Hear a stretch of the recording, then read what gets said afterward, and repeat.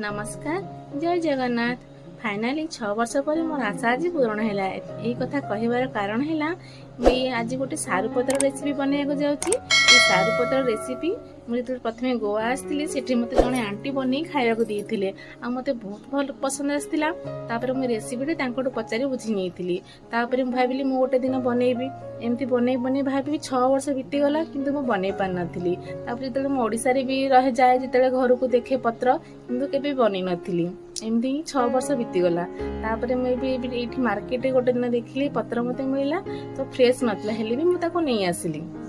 तापर मुझे भल भाव धोई नहीं धोई तार पछपड़ एमती सिरा को काटी नहीं गोटे बेसन बैटर बनी नहीं बेसन देहर मुझे अदा रसुण पेस्ट हलदी गुंड लंका गुंड धनिया गुंड जीरा गुंड लेंबू रस राशि नहीं स्वाद अनुसार लुण नहीं भल भाव एमती गोल नहीं गोटे सारू पत्र आनी एमती बेसन लेप दे नहीं एमती भाव में 6-7 लेयर कर नहीं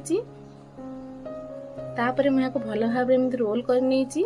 देखो आपण हिसाब से रोल करने मुझे गोटे रोल बनी नहीं आपन जदि चाहिए सूता द्वारा बांधि ने कि मु सूता द्वारा बांधिनी एमती गोटे इडली छंज सहित एमती गोटे स्टीम कर स्टीम कर 15 मिनट हो सारा मुझे बाहर कर पतला पतला कर काटी नहीं देखु केते सुंदर देखा जाउची यार बास्ना भी बहुत सुंदर आसला ए समय रे। तापर मु गोटे तेल कड़ी नहीं भल भाव फ्राए कर नहीं दी पट भार भल भाव फ्राए करना देखु ये भाव में फ्राए हो सारा देखो केते क्रिस्पी देखा जीवो। फाइनाली मोर 6 वर्षर आशा आज पूरण है खाई मजा आसला बहुत। रही जय जगन्नाथ। वीडियोटी पसंद आसले निश्चय लाइक शेयर सब्सक्राइब निश्चय करेंगे।